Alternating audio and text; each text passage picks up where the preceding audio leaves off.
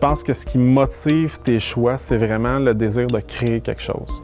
C'est vraiment le désir de prendre quelque chose, de le regarder grandir, de le bâtir de ses propres mains. Nous, on est en train de développer une nouvelle technologie pour le domaine agroalimentaire, en fait pour alimenter le marché québécois.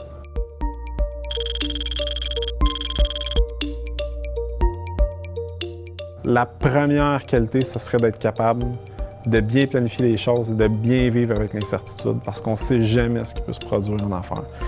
Être capable de voir quelles sont les ressources qu'il faut que tu mobilises à moyen, court et long terme. De la planification stratégique, c'est tout ce qu'on fait dans le fond au niveau du troisième cycle. En entreprise, c'est ni plus ni moins la même chose. En affaires, comme en recherche, lorsqu'il y a des choses qui se passent, il faut se baser sur des données probantes pour modifier son approche.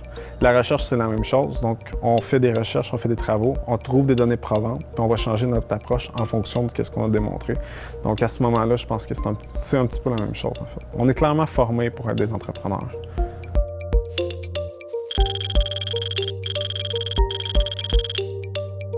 Le microprogramme d'enrichissement des compétences qui nous a permis de faire, en fait, c'est de se rendre compte qu'on avait vraiment la personnalité entrepreneuriale. On a aussi rencontré beaucoup d'intervenants du domaine économique.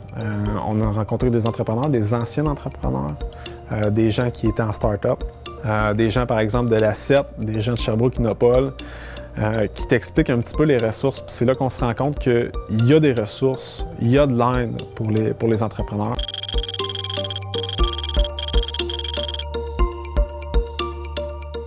Je dirais premièrement de choisir une entreprise qui les passionne. Il ne faut pas le faire pour l'argent. Deuxièmement, je dirais réfléchissez bien avec votre projet, peaufinez bien votre projet avant d'aller voir des intervenants. C'est important de bien calculer, de bien se préparer pour avoir l'air sérieux.